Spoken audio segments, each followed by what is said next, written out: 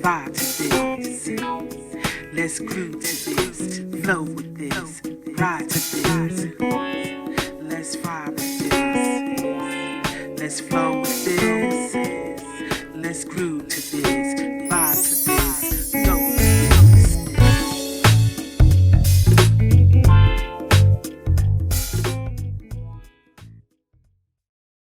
We are recording, ladies. If you are hearing our voices, I want to welcome you to Iris Moments for a weekly discussion on books by authors of color, depicting Black love. This season, we will be concentrating on authors of books that started our love affair with Black love. Our mission is really simple. It's to enlighten a few people to the fact that Black love is real. It flows deep and it is alive. For some reason, I don't know why, but for some reason, people do not believe that Black love exists. I am here to tell you that it does. And I have some help in convincing you that it does exist. And that help comes in the body of Miss Cara Parker, who you all know as Miss Prissy. Say hello to the listeners, Miss Prissy. Hello, Miss Prissy. Good evening, loyal book lovers. Thanks for joining us. Thank you for that warm welcome, Miss Prissy. Also helping us on our case is the one and only Miss Cynthia Buckner, who you all know and love as the wonderful Midnight Ace. Say hello, Midnight Ace. How do you come behind that, right? So hello, good evening, everyone, and thank you so much for joining us. I hope you have a good time. Well, ladies, I'm going to say hello to each of you, and thank you for hanging out with me tonight. We are here. We're working on season 3 of Iris Moments. Cruise Inc. Radio has allowed us to come back. Why, I don't know. Why? I was going to say the same thing. Why, I don't know. However, it's apparent that people do enjoy us talking and giving our take on some of these wonderful, wonderful novels that we have written in the past. So apparently he's letting us come back. So we're going to give a big shout out to Cruz. Woo, woo, woo, woo, woo. Y'all so late. We were 40 seconds ago, right? Well, I did mine first. Okay. Well, thank you, Miss Person. We appreciate you doing yours first. Anyway, so tonight we're going to be discussing Working Man by Melanie Schuster. Did I pronounce it right? Schuster? Schuster. Melanie Schuster. And we are going to have as our host throughout this evening. We're turning the microphone over to Miss Prissy Parker. Are you ready, Miss Prissy? Ready. Yes, since you gave us a hard time talking about something, we didn't let you talk. Okay, now you got it. Yes, they cut me out. Yeah, it's yours. You got it. The next 2 ones. Midnight, where'd you go? She keep playing the disappearing act. She is disappearing on us tonight, listeners. So if we get in here, we get to talking, if you don't hear Midnight, we don't know what she got, but I know it's something in that glass that she's drinking. She's our magician tonight. She is. Okay, Miss Prissy, why don't you start us off with the synopsis for Working Man by Melanie Schuster? This is one of my favorite stories. Midnight, you don't have a book cover for us tonight? No. Oh. Okay. Anyway. You can pull it up on the iPad and we can show it that way because we do want to show the cover and I don't have my iPad up here. Oh, did I just say a brand name? I am so sorry, my tablet. But that's okay. I'll pull it up on my phone and we'll get it. Go ahead, Miss Prissy. I'll get it for you. Okay. I like this story because, not only do we have Black love, but we have love in all shapes, sizes, and, stuff like that. And this happened to be about what most would consider a plus size. I don't consider her a plus size. I just consider her a healthy, loving woman. So here we go. I take her as a plus size. I mean, I know they kept mentioning her size and everything. Right. I took her as curvaceous. Yes, curvaceous. Mm-hmm. Yeah. A size 14 to me is not a plus size. That's average. So here we go. Funny and feisty, true crime writer Dakota Phillips has almost everything she wants. She's still looking for the perfect man, very tall, very educated, and very cultured, all wrapped up, enriched chocolate brown. Woo, just my kind of sister. I love chocolate. So far, her insecurities about her generous curves and her independent streak have kept her searching. Nick is a self-made mogul who works hard, plays hard, and loves life finer things. He's not perfect, but he makes Dakota feel beautiful, desirable, and maybe a little too vulnerable. Dakota can't surrender to a take charge man, and Nick has worked too hard for everything to give up control. Moving on would be easy, except for a little complication called love. And Iris is showing you all the book cover to Working Man. And it shows that man working hard. I think I have to speak so it will turn over to this so that it will show you guys the cover. This is Working Man cover. I hope you all can see this, because we do like to show the cover so that when you go out there looking for a book, and you know, sometimes you have books with the same names, you know, or something like that. So we do like to show the cover so that you know when you go out there to search for this book. And our prayer is that you will go out and try some of these books that we're telling you about. But when you do, we want to make sure that you find the right one. So this one is from our sister Melanie Schuster, and it is called Working Man. So there. Now for the paragraph. Why'd you pick this one? Why'd I pick what? The paragraph or the book? Yeah. Okay. I picked this one because it was funny. And Cha-Cha is just too Cha-Cha. Yeah, she I is. like Cha-Cha. I do. I like Cha-Cha. Now, I would have been happier if that had been a dog, but you know, it's a cat. So, okay. It's not just a cat. It's some kind of cat that eat collard greens. I know. I heard of such a thing. And locked doors. Collard greens and something else. What else did he have? Was it chicken? Cornbread. No. Cornbread. And she likes men, tall men. Yeah. Well, apparently. we all do. I think Cha-Cha must be from another life. So here we go. He was surprised to see her sitting on the front steps when he got out of his truck. She looked rather like a little lost girl sitting there with her elbows on her knees, staring down at her bare feet. Nice, pretty feet, too, with some kind of pinkish nail polish. No corns, bunions, or other unsightly things were visible, which gave him a little thrill. Nick loved a woman with sexy feet. She was sexy all over, with her long, curly, flowing hair. Loose all over her shoulders. She looked up at him approaching, and he was thrown off guard by her look of utter hatred. "Who the hell are you?" he said in a distinctively unfriendly tone. That's not how she said it. She said, "Who the hell are you?" Yes. That's how she said it. Okay, go ahead.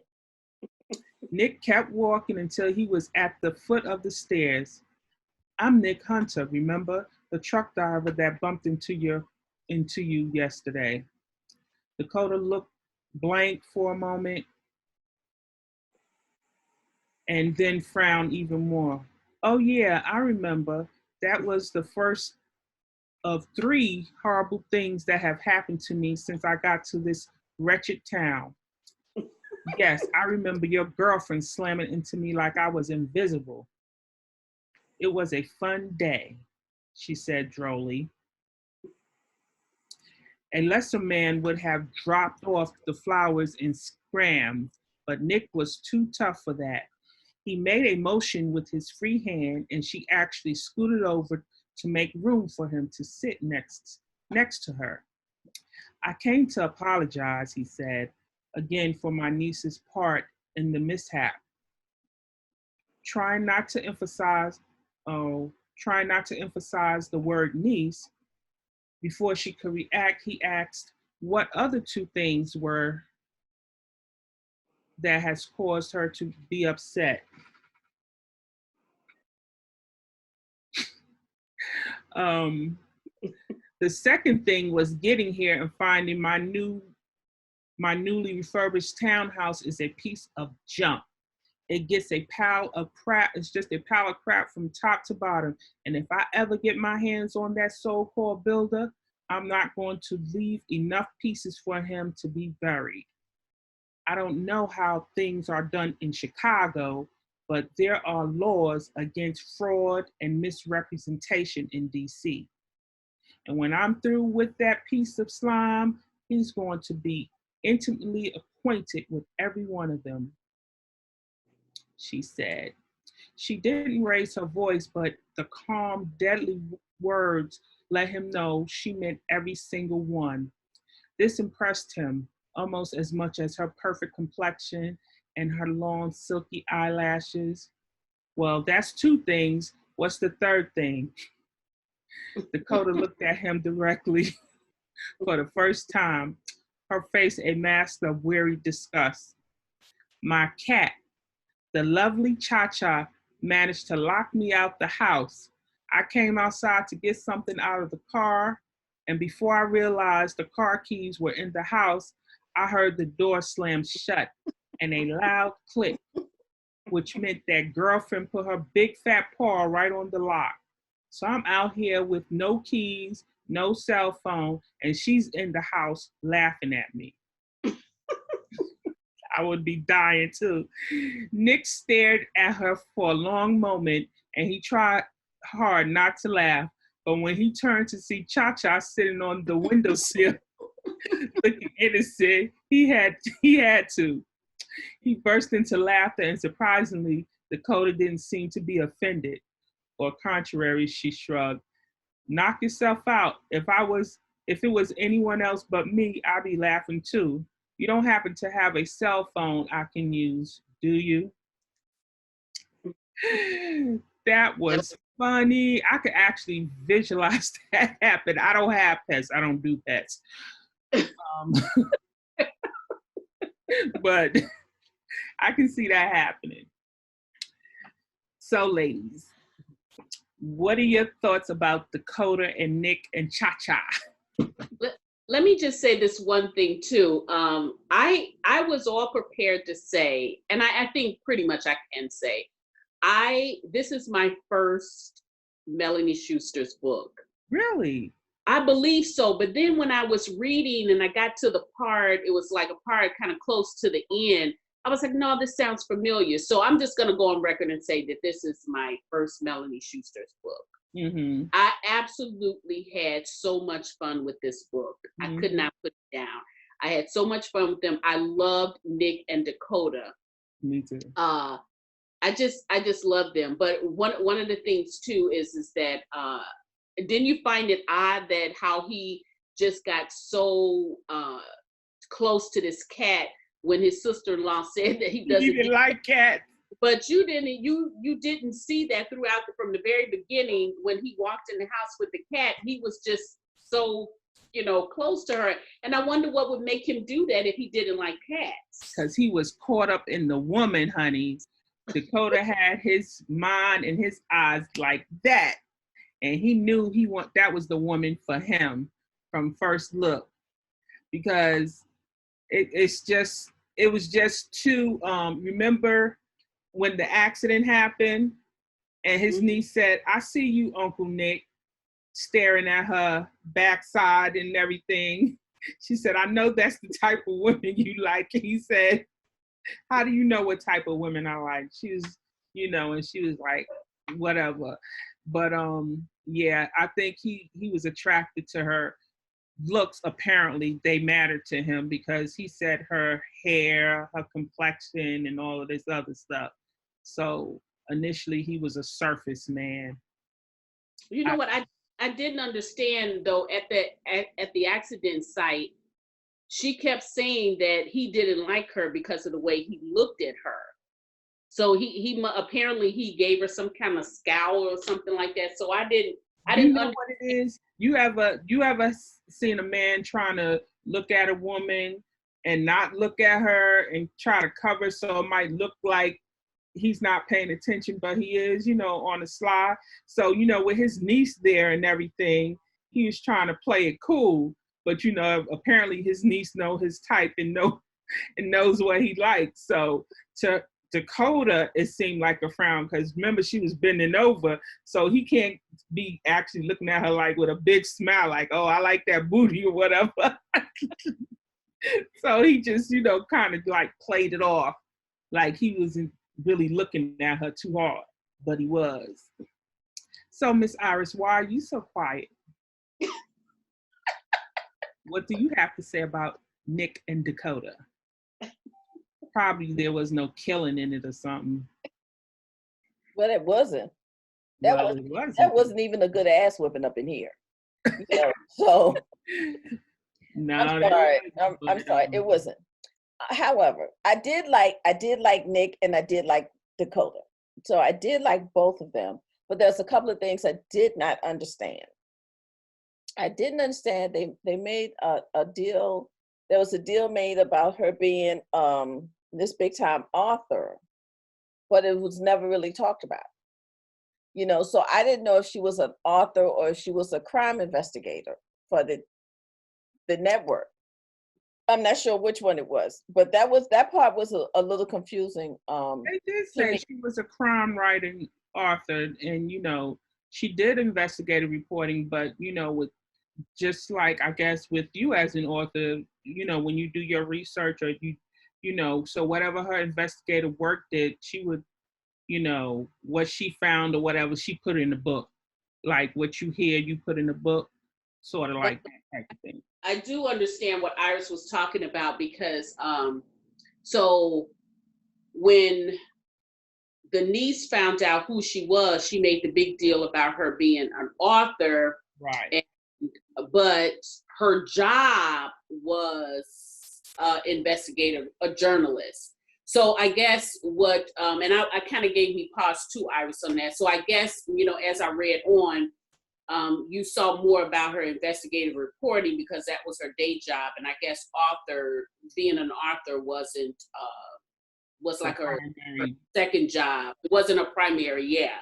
And that could be, but I just felt like that part of the story kind of fell flat.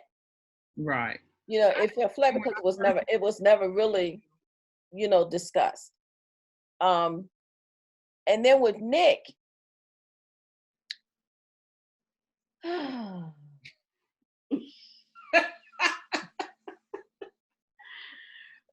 know one thing I could tell, Nick was light-skinned.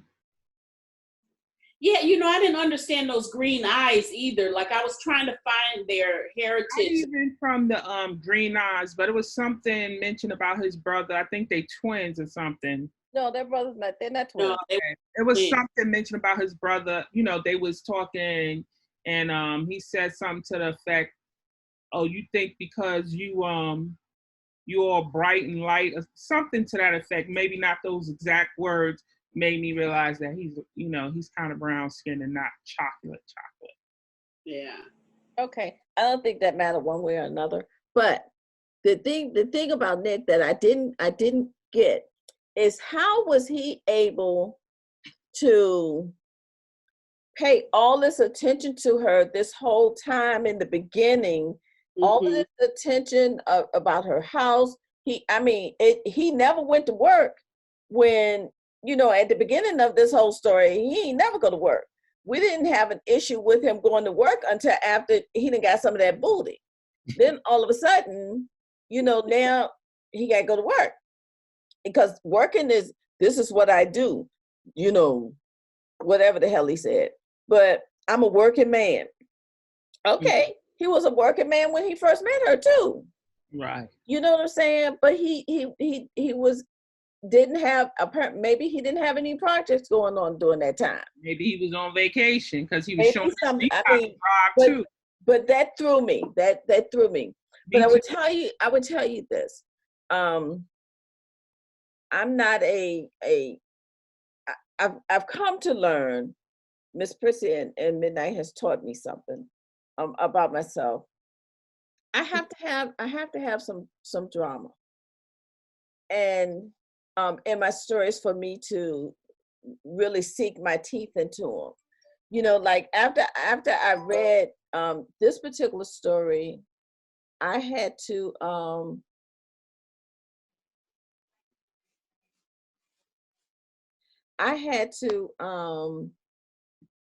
go listen to some of my killer stuff because nothing happened in here, you know. Even when what was the ex-wife name? What's the name? Letty.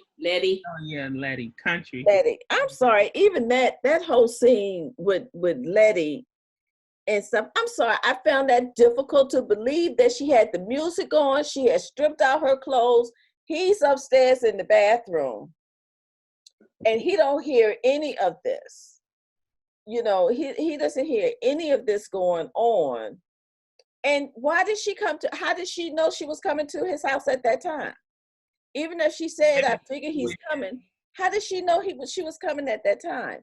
You know, that particular scene, I think it could have played out in a different way. I understand where she was going with it though, because you know, I think Letty, I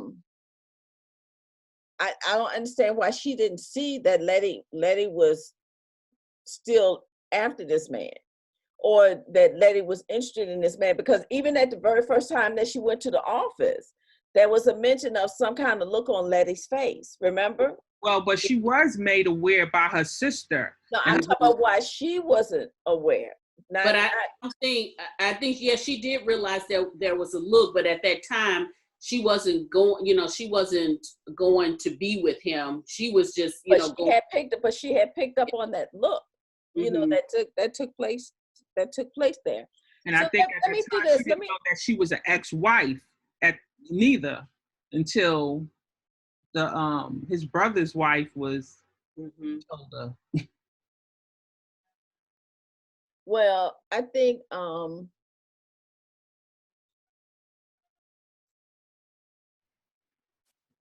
that Letty should have been more from Letty. From Letty. You understand what I mean? It should have been something more from Letty than what we got. And it should have been happening throughout the story. But I think it happened because you remember when she came to his office and they was working late or whatever, he came to the office and they changed or whatever. She had mentioned something to her, and then Letty made the comment about, oh, this is it, you know, I'm not going to take this, you know, no more, or something like that. Yes. So I think at that point, that was a time when she felt like it was time to make her move. She was doing little subtle things like not giving Nick the messages and everything. And so when that didn't work, that time when she came to the office to pick him up for whatever event they were going to, and then she knew at that point that they were so close, because when she was in that room, he didn't pay no attention to her. In fact, he was still looking at Dakota and while putting the cufflinks on, and he was like, "Why are you still here?" So I think at that point she knew that everything else that she had done went unnoticed. So then she had to go with the gusto, and that's when she said, you know, she faked the whole car trouble and all of that. But as far as her knowing when, I hear what you're saying about how did she know Dakota. You was talking about how did she know Dakota was going to show up. Right.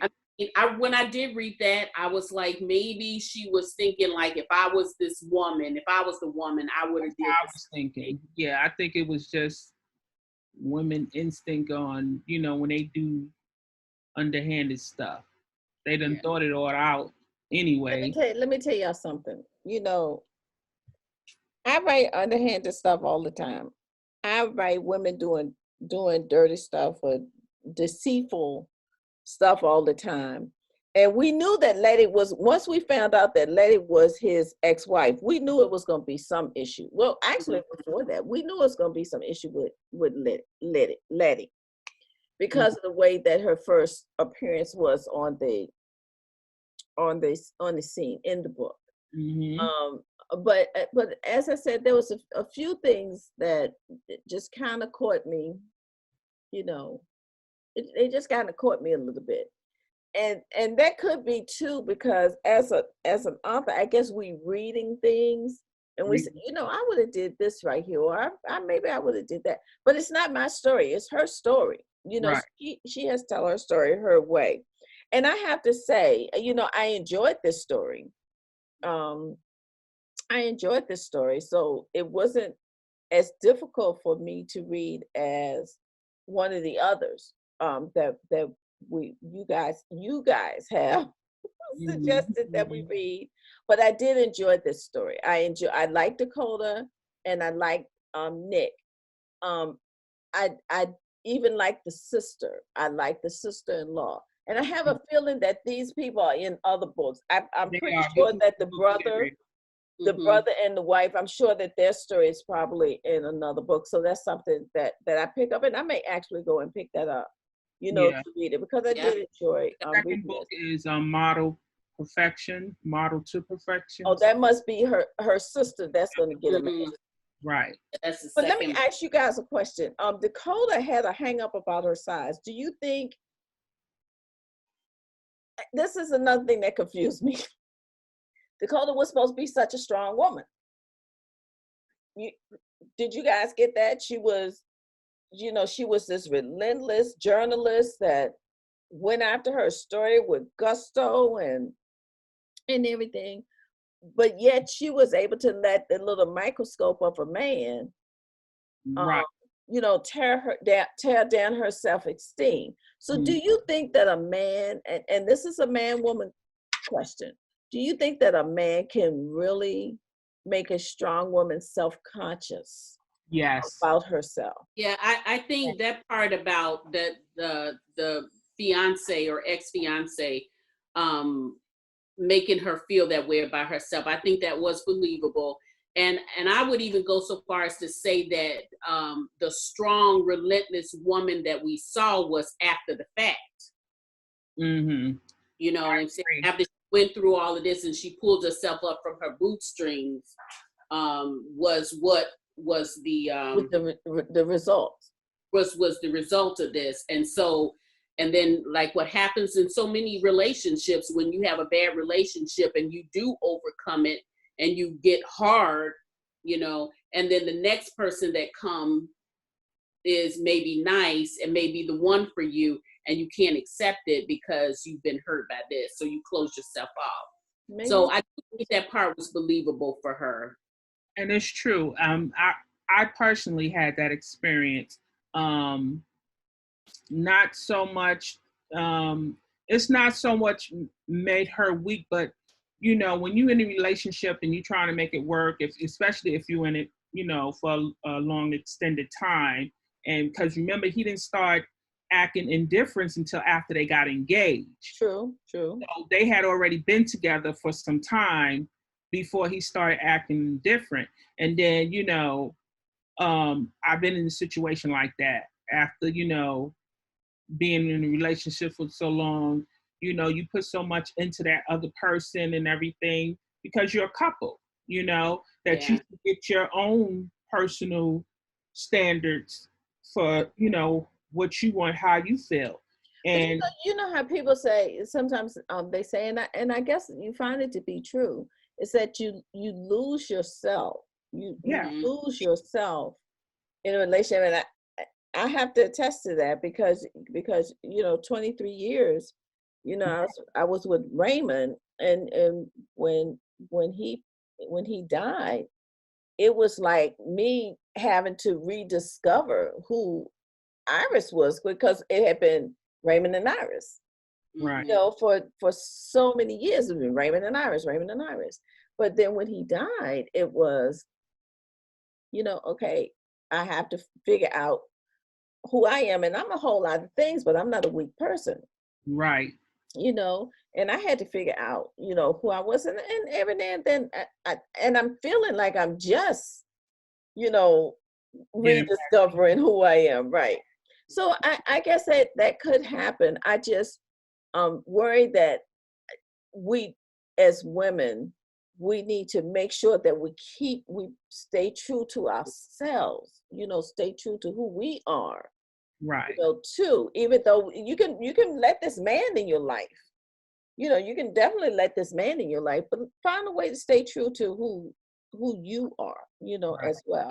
But I think I say what was really experienced with him, because, and again, because I had been through that in a previous relationship, was verbal and mental abuse. Right. You know, those things he was saying to her, and how that's how it starts. You know, then you start questioning your feelings and how you look, and double questioning yourself on things that you've been doing all along before you got into this, and now you questioning yourself. So, you know, I think that was her experience. And when she, you know, got out of that relationship, she still was, just like you said, rediscovering herself and everything. Maybe And so. she What were went you about to say, DC Midnight? to Chicago to start her life over. True. You know? Yeah, I was just gonna say, in relationships, you know, there is we have to understand the dividing line between compromise and just losing yourself altogether. Right. I agree with that. Yeah, a relationship is about compromising, and it does not have to always be about me. It doesn't have to always be about him, but you have to know where that line is. Right. And the other thing too about Dakota is the family that she came from. She was a middle child. So y'all know there are some issues there sometimes. Middle child. Her sister. No, I don't know, because I was a baby. I don't know, because I'm an only child. I was a middle set, so you know I had some company in the middle with me too. But we was both messed up. But anyway, but so her sister was this famous, gorgeous model, and then her brother was this, you know, he was this handsome guy or whatever. So right, and so they were, you know, they were on these spectrums, and then it's her in the middle.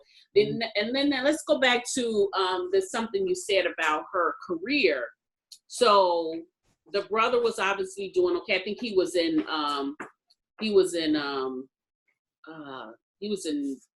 correctional something. He was like a cop or something like that, right? No, he was. No. What was his? No.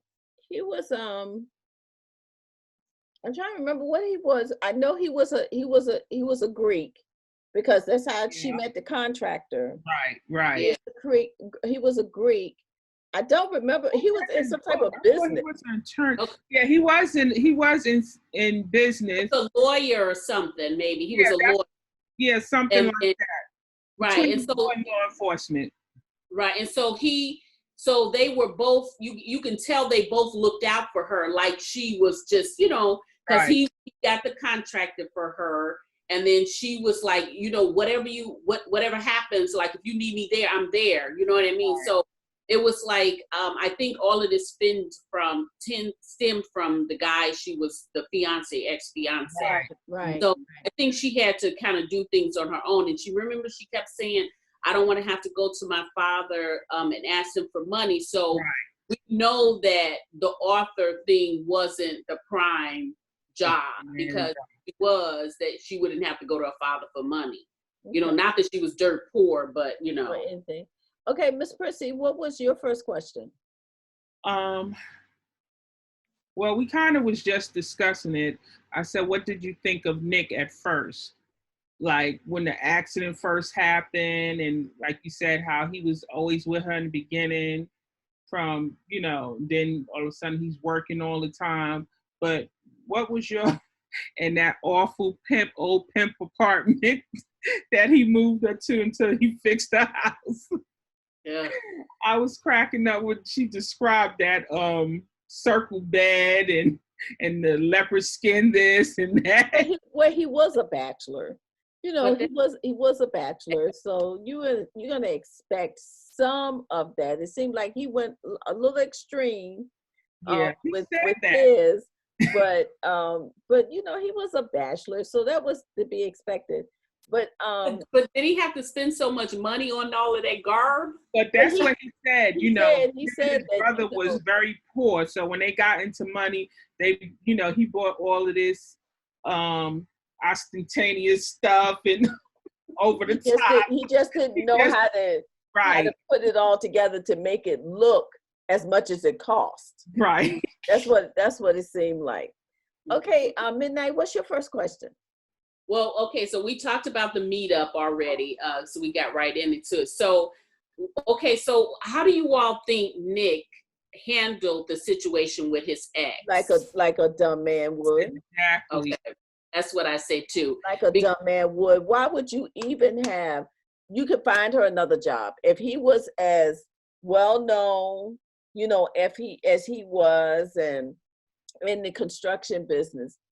He knew other construction workers, and she should have been working for someone else. I agree, but one of the things he did say was that, because of her situation and because they did have a past, he wanted to help her, and he could help her get a job with someone else. What the other thing he said was that when he's through with something or somebody, he's through. So I don't think he ever thought like that, like she was thinking that they was going to get back together. Like I said, stupid. Like I said, I'm sorry. I am sorry. But he felt like he can. I really would like for him to have put that shoe on the other foot. Mm-hmm. True. Yeah. And how would he have felt if Dakota's manager was her ex-fiance? Mm-hmm. You know what I'm saying? Right. So I feel like he should have put that shoe on us. But it all in all, that took place before Dakota came into his life. So at the very least, he should have told her. Yes. Especially when he's declaring, "Oh, you gonna be my woman," and all of this stuff. If she gonna be your woman, then this is something she needed to know. And he's talking about, well, we was just to introduce her to everybody. That's when he should have said, "This is my administrative assistant or whatever," and she's also my ex-wife. Right. So it wouldn't have been no surprise then. Not maybe that, because then not at that moment, but like you said, after he declared that she was going to be with him, and then when she accepted, because remember now, she fought him tooth and nail at first, but when she accepted that, exactly, he should have told her. Right, that's part of the getting to know you kind of thing. But so I can give him the fact that you come from humble beginnings and you want to help people, because this whole thing was the Habitat for Humanity and all of that, so he did those things, so there it's nothing to question about that. But when she got on her feet is when he should have cut her loose. I agree totally with that. So and kids, they would have been gone. And also too, he said his reasoning is that she was good at what she did. Mm-hmm. Okay, fine. So, but his sister-in-law told him a long time ago, before Dakota came into the picture, that you need to go, because my thing is, if she was good up until she cheated on you, so what was to stop her from doing something else again? Exactly. And she did. Right, I agree. So here's my question. That was a stupid mistake on his part. I agree, and we just discussed my next question, so I'm going to go down to the next one. I don't know about you guys, but I blame Nick for missing Dakota's big night. I don't blame. I Nick. do too. I blame Nick because she made it very clear. She made it very clear that night was important. So whatever was going on, wherever it was going on at, that is one time where he should have sent someone else to handle that thing, because she said to him, this night is important to me. We can deal with the others, but this night is important. So I don't care what came up. He shouldn't even have been at work that day. That's how I felt about it. You know, he shouldn't have even been at work that day. Yeah, I didn't even know how he ended up with the upper hand with him having the attitude towards her and being through. It should have been the other way around. Yes, because he missed the big night. Then he had that heifer up in there and all of that. I wouldn't have, he wouldn't have got off. Yeah. Nick, I totally 120% agree with you on this one. And he messed up on so many levels with this one thing. Mm-hmm. Number one, they had the conversation with her about him working or whatever. Yeah. And she said, okay, fine. You're going to give me your weekends. They agreed. He says, she said, but I only need one weekday. And I don't think that was too much to ask. No. So that's number one. Number two, you went to work and you allowed something to stand in the way from you getting to her big night. Mm. Number three, you took Letty. You went to go help Letty before you went to go see about her big night. You knew this was her big night. Yeah. Right. And even though you have been warned on numerous occasions that something wasn't right with this Letty person, you still let her in the house. You let her drive your car. You told her, you're going to drop me off at the place. And he just totally screwed up. Totally. Yep. On all fronts. But wait a minute. But then he had the nerve, like you said, he had the nerve to have attitude. Yeah. I was like, how did he get the upper hand in this? He was the one that was in the wrong in the first place. You know, I don't care if he would have had to go to her event and his dad going work clothes with mud on him. At least he would have showed up in time instead of making that hour drive back home and to do all of this changing and stuff. You know, he could have just got there and stood in the background, but you know, or whatever. I don't know. He should have cut it off, left work early and went home. And when Letty called him, he should have told her, call AAA and get on home. But he messed that one totally. Right. That's right. He should have told. I was saying Uber, but okay, I'll go with AAA. That one too. Supposedly her car broke down.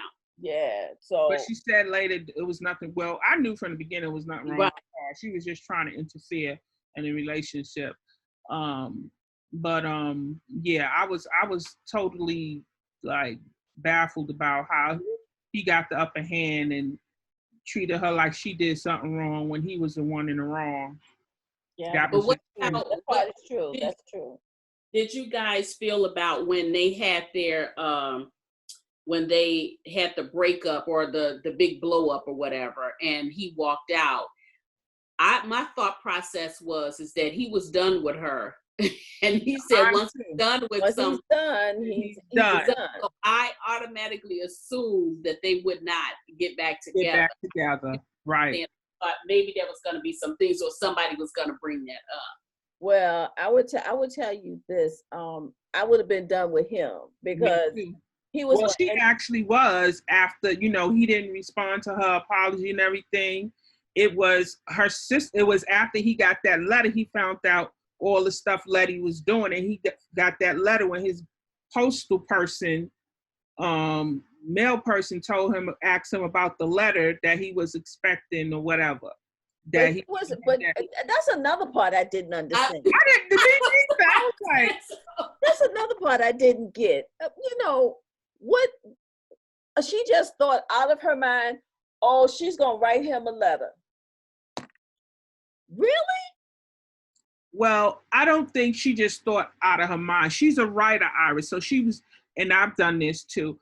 When you hurting and everything, you want to express yourself, you write your feelings out to what you couldn't say in words to that person. I've done it. Maybe. Okay, Miss Person, you missing my point. No, I get that part. I get that part. I do. Okay, so let's hear which point you're making. Okay. but she knew that Dakota was going to write him a letter between this time span and this time span. You talking about Letty, right? Oh, Yes. Okay. Yeah, I kind of wondered. So I didn't get how she was going around looking for these letters, or what I could see. Okay, I could see if Letty stopped by the office and left something for him, left the letter for him, because he wasn't getting a response at the door. What if she had slid the letter underneath of the door? Mm-hmm. Because if I'm Dakota and I done been to your house, this is where I know you live. I ain't putting nothing in the mail and sending it to the mailbox. I'm coming to your house. Right. And I might slide it underneath your door if, I'm not going to put it in the email to you, because they were into the texting thing, right? Mm-hmm. If I'm not going to put it into an email to you or a text to you, I couldn't get how she was going to the house in the post. Yeah. Yeah, what made her decide she needed to be looking through his mail? I was going on the premise that the fact that she was a writer, she knew she was a writer, and that she would probably write him.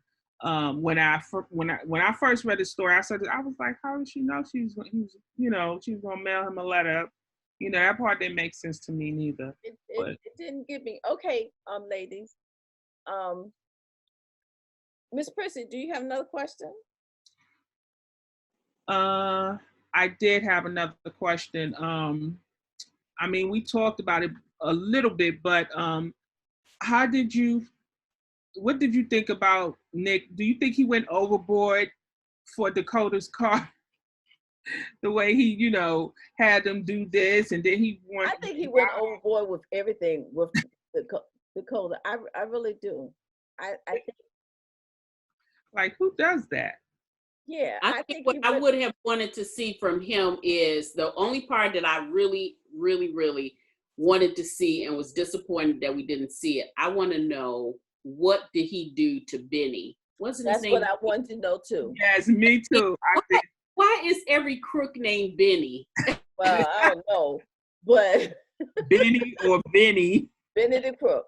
I don't know, but I did want to know what happened with Benny, because that was such a thing, a sore spot with her, and she wanted to get back at him. Right. I couldn't see. I know if it's me, I couldn't see her letting that go into his hands and just taking his word that he took care of Benny. I would have been looking for Benny. I think he handled it professionally, though. I think he he didn't. It doesn't say, but I'm thinking it says that he whipped that ass. That's what it said.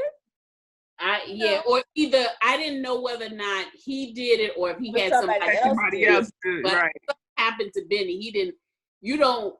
A guy like Benny don't just walk away, leave town, and never back without some reinforcements or something like that. Right. So that was some connection with somebody somewhere that whipped that behind. All right, Miss Midnight Ace, what do you have? What's your next one? Well, this is just one thing. We already talked about her weight, but why do you think?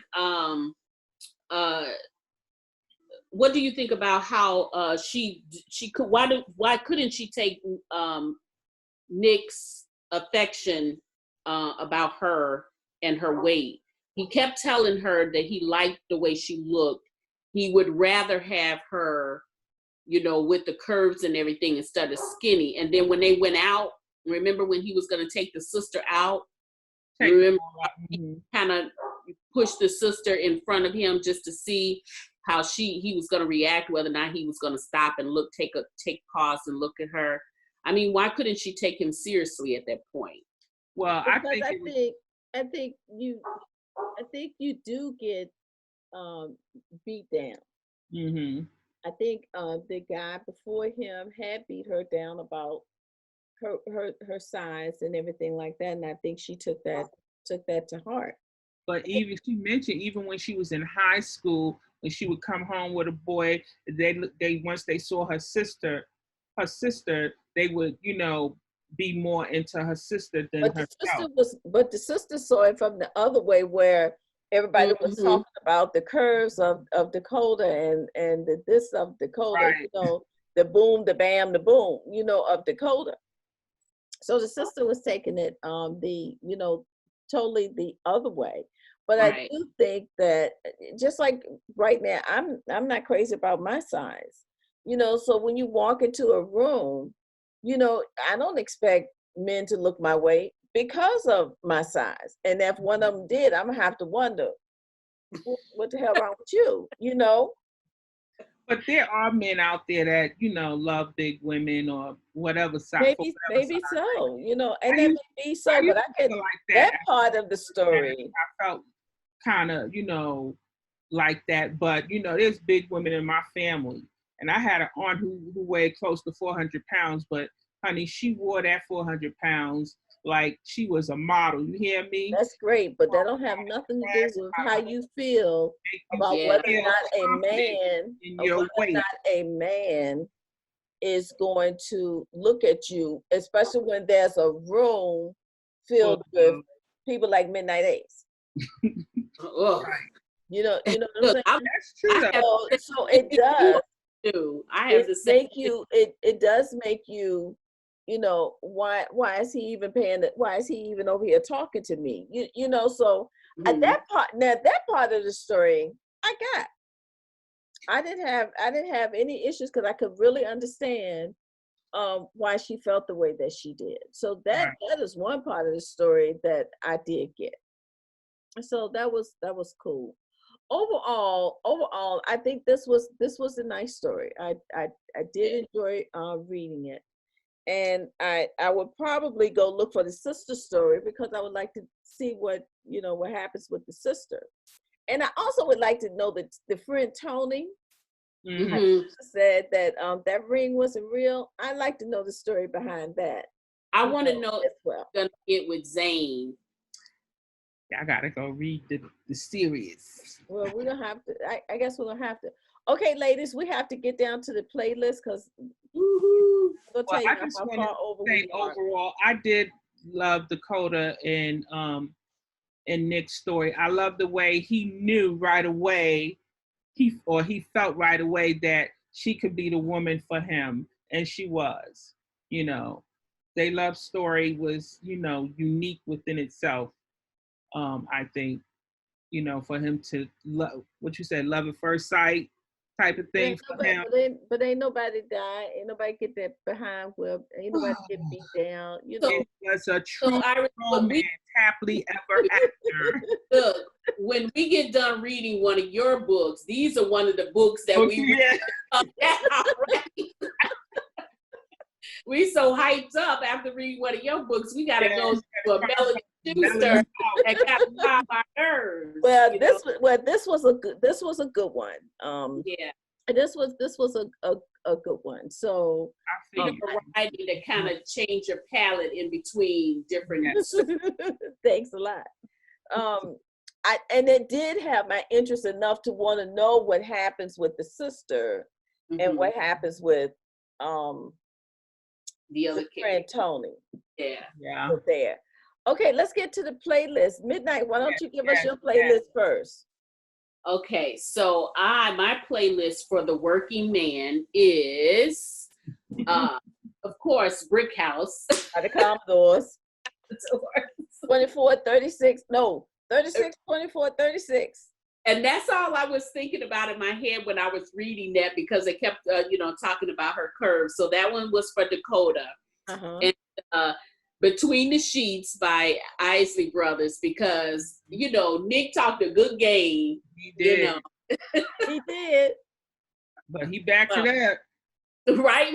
He did. For that part, he backed it up. He did. Was for Nick. And Stay on My Mind by Kenny Lattimore is also for Nick. Because I think up until the very end, that's all he stayed on. She stayed on her mind. That's true. I was Miss Chrissy, what's your playlist? Always on my mind. Not like that. Like that. My playlist My playlist is and this song, I read this story. I had the whole set, but this just happened to be playing when I was just brushing over it, and it kind of fit. Don't You Know That by Luther Vandross. He was telling Dakota, I got your love. You need to look no further. Don't you know that? Okay, thank you, Luther. And for Dakota, I picked High Energy. You can't turn me off. Not in the middle. Yeah, y'all got that. And I Love by Natalie Cole. Okay, no, don't you try to hit Natalie. Don't do it. Just say no. I wasn't. Oh, Just I know say my no. limit. I know my Just limit. say no. Just say no. Okay. I All love. right. I did it just because you told I just. Okay. Here's my playlist for Working Man. As soon as I get home by Babyface, because he took care of this woman. Yeah. He took care of this woman. Baby Hold On to Me by Gerald Levert, because Nick, I don't care what all the other stuff, dumb stuff he did. This was a keeper. Yeah, It was that's the kind of man. Yeah. And Neighbors Know My Name, because Nick did work it out in that between those sheets. He did. Yep. He worked it out between those sheets. She was loud. Yes, and they said when she worked him over, she was like, right. They was gonna have to soundproof the room or something. Yes. Yeah, so I thought that was cool.